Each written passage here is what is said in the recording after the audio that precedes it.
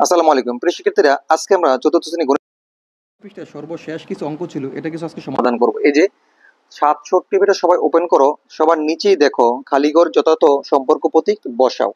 এখানে 1 নম্বরে 142 মাইনাস 65 খালি ঘর 57 যোগ 12। তারপর 2 নম্বর অঙ্কটি দেখো 63 ভাগ 7 গুণন 5 খালি ঘর 63 গুণন 5 ভাগ 7। এই যে অঙ্কটা দেওয়া আছে, অঙ্কগুলো কিন্তু করতে হবে, করার পরেই বোঝা যাবে যে এখানে আসলে কোন প্রতীকটা বসানো যাবে। তাহলে আমরা কি করতে হবে, সরাসরি অঙ্ক খাতায় লিপিবদ্ধ করতে হবে। সম্পূর্ণ অঙ্কটি দেখতে থাকো, তাহলে কিন্তু খুব সহজেই অঙ্কগুলো বুঝতে পারবা। অঙ্ক না দেখে চোখ বন্ধ করে কিন্তু অঙ্ক শেখা কোনোভাবেই সম্ভব না। তো আমি প্রথমে 1 নম্বর অঙ্কটি খাতায় তুলে নিচ্ছি। 142 মাইনাস 65 খালি গড় যথারীতি বইয়ের নিয়ম অনুযায়ী যা দেওয়া আছে আমি লিখে নিচ্ছি। তারপরে দেখো এই 57 যোগ 12। তাহলে আমরা কিন্তু দুপাশ থেকে অঙ্কটা করে নিতে হবে। কি করে নিতে হবে দেখো, 147 মাইনাস 65, তাহলে কি করতে হবে, আমাদেরকে বিয়োগ করতে হবে। এটা যদি বিয়োগ করে আমি একটা রাফ বিয়োগ, দেখো 142 বিয়োগ 65, এই যে 142 65 আলাদা করে রাফ করে নিচ্ছি তোমাদেরকে বোঝার জন্য। তাহলে বিয়োগ করলে দেখো এখানে এই 5 এবং উপরে 2, তো যেহেতু 2 উপরে ছোট আমাকে বড় করতে হবে। কত করতে হবে, 12।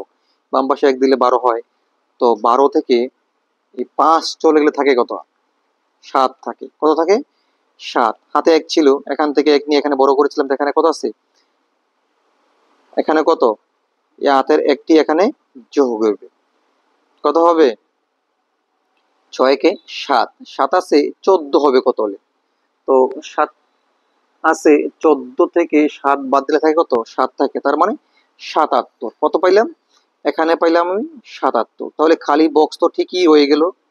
হ্যাঁ, এখন এই পাশে দেখো কি বলছে, 57 যোগ 12, তাহলে 7 আর 2 কত, 9। তারপরে 9 5 একে 6, কত হলো, 69। এখানে 77, এখানে 69, তাহলে বড় কোনটা, এইটা বড়। তাহলে আমি যদি প্রকাশ করি বৃহত্তম কোনটা, এইটা, একেবারে বৃহত্তম চিহ্নটা আমি দিয়ে দিতে পারি, এই যে, হ্যাঁ, এই চিহ্নটা কি হবে, বৃহত্তম চিহ্ন। 2 নম্বর অঙ্কটা আমি এখানেই সমাধান করে দিই তোমাদেরকে, দ্রুত দেখো। 63 ভাগ 7 গুণন 5 খালি বক্স যথারীতি দিয়ে দিলাম। 63 গুণন 5 ভাগ 7, সংখ্যা একই, একটু ভাগে গুণের পরিবর্তন। তাহলে যে আমরা অঙ্কটা করে নেই, তাহলে কি করতে হবে, আগে ভাগের কাজ করতে হবে। কিসের কাজ, আগে ভাগ তারপর গুণের কাজ। তো এখন 7 নং 63, কত, 7 নং 63 গুণ 5। এই যে আমরা প্রথমে এটা করে নিচ্ছি, 7 নং 63 9 ভাগ, এই যে গুণ 5 তো বসাই দিলাম। এই পাশে আসো, 5 নং 45 গুণ করে 45 পাইছি। এই পাশে সর্বশেষ কত পেলাম, 45, অঙ্ক শেষ। এই পাশে এসে দেখো, এখানে তুমি কিন্তু গুণটাও আগে করতে পারো। বলা হয়েছে গুণ এবং ভাগ যেটাই আগে থাকে বাম পাশে ওইটাই করতে হবে। তো আমি এটা বাম পাশেটাকে করে নিছি, এখন এই পাশে বাম পাশেটা তুমি গুণ করে নিতে পারো।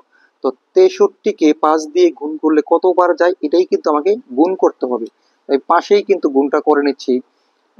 তুমি যদি গুণটা এভাবে করে নাও, 3 5 15 5, হাতে আছে কত, 1, 5 6 30, 30 এর একে 31, কত হইলো, 315 হয়েছে। 315 ভাগ কত, 7। এখন যদি ভাগ করি আমরা, কি দাঁড়াবে দেখো, এই ভাগটা কিন্তু যথারীতি একটা পাশে রাফ করতে হবে।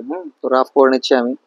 7 315, 7 5 7 35, 4 7 28, 4 7 28 দিলাম, 4 গেল, এবং এখানে আছে 8 9 10 11, 3 হাতে আছে 1, আর যায় না, তাহলে নামাইলাম 5, 5 7 5 7 35 শূন্য, তার মানে 45। কত হইলো, 45। এখানেও 45, এখানেও 45, তার মানে কি, এটা তো সহজ একদম। মানে দুই পাশেই সমান সমান একই রকম সংখ্যা হয়ে গেলে এই সমান সমান চিহ্ন বসাতে হয়। ঠিক আছে, এই দুইটা অঙ্ক কিন্তু একেবারে সহজ। তুমি যদি মনোযোগটা দাও অঙ্কর দিকে, তাহলে বুঝতে পারবা।